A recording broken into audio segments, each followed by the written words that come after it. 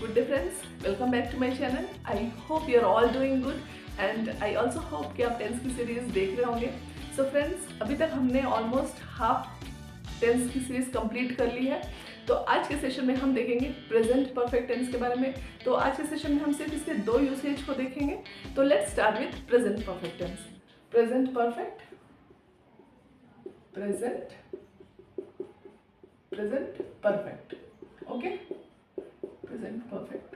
तो आज के सेशन में हम देखेंगे दो यूसेज. सो फर्स्ट यूसेज है लाइफ एक्सपीरियंस और achievement. Okay, achievement. So present perfect tense का यूज होता है जब हम अपने लाइफ के किसी एक्सपीरियंस की बात करते हैं या किसी अचीवमेंट की बात कर रहे होते हैं. फॉर एग्जाम्पल, जैसे मैंने लिखा I have visited Delhi. Okay, I have visited Delhi. ठीक है, तो ये क्या है? This action is a part of my life experience. ठीक है, एक पार्ट है लाइफ के एक्सपीरियंस का. बट यहाँ पे टाइम मेंशन नहीं है. यहाँ पे जो फोकस होता है वो टाइम पे नहीं होता है. कि यहाँ पे ये नहीं शो हो रहा है कि मैंने कब दिल्ली विजिट किया है, वेदर आई विजिटेड यस्टरडे और लास्ट ईयर और किसी ईयर में. तो time is not important here. The focus is not on time, but जो फोकस होता है वो लाइफ के एक्सपीरियंस पे होता है, लाइफ एक्सपीरियंस पे. ठीक है, एक और एग्जाम्पल देखेंगे. जैसे मैंने लिखा I have learned English online. ठीक है, सो ये क्या है? This action is also a part of my life experience और यू कैन से अचीवमेंट. ठीक है, बट अगेन यहाँ पे टाइम मेंशन नहीं है, टाइम फ्रेम यहाँ पे मेंशन नहीं है कि किस ईयर में मैंने सीखा, कब सीखा.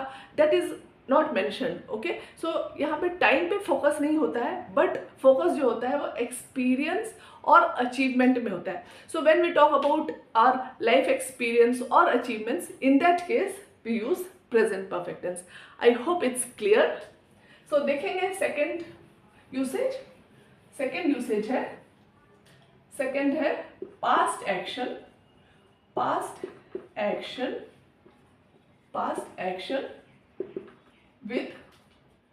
with present connection. ठीक है, past action with present connection. So present perfect tense का यूज होता है जब हम किसी पास्ट एक्शन की बात कर रहे होते हैं बट उसका इफेक्ट प्रेजेंट में भी होता है. When an action is completed in the past, okay, when an action is completed in the past but its effect or result is still felt in the present or still important in the present, in that case we will use present perfect tense. For example, I have lost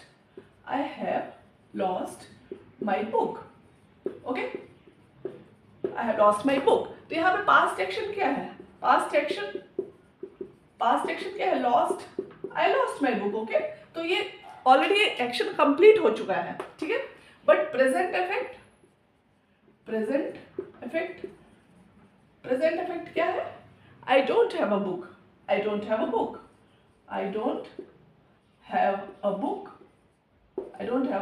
or it's missing. ठीक है, it's missing. अब इसका possible consequence क्या होगा? Possible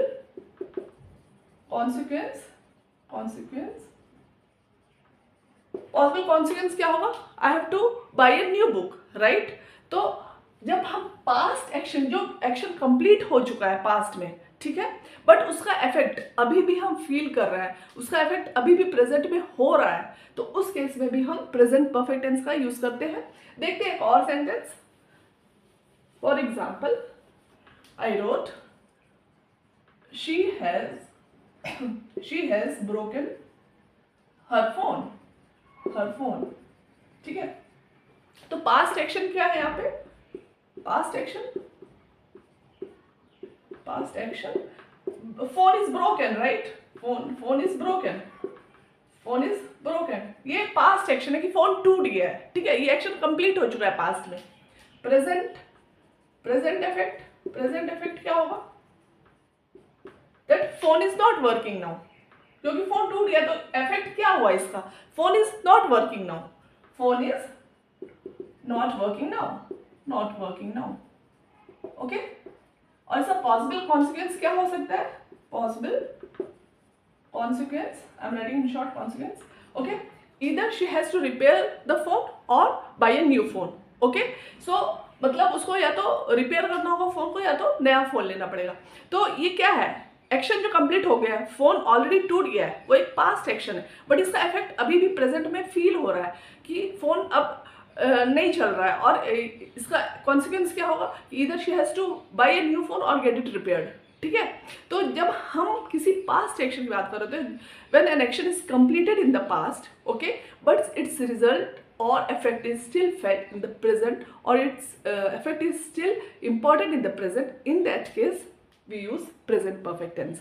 So I hope friends अभी आपको ये दोनों यूसेज क्लियर हुए होंगे। फर्स्ट था लाइफ एक्सपीरियंस और अचीवमेंट्स, एंड सेकेंड था past action with present connection. So next session में हम देखेंगे नेक्स्ट दो और usage. So friends I hope कि आपको ये अभी ये समझ में आया होगा। सो जैसे मैं हमेशा बोलती हूँ आप सबसे कि अगर आपको मेरे सेशंस थोड़े भी इन्फॉर्मेटिव लगते हैं, आप कुछ भी सीखते हैं, तो लाइक शेयर एंड कमेंट ज़रूर करिएगा, और नए हो चैनल पे तो सब्सक्राइब कीजिएगा। मिलते हैं नेक्स्ट सेशन में, तब तक अपना ध्यान रखिए, सीखते रहिए। Bye bye, love you all, take care.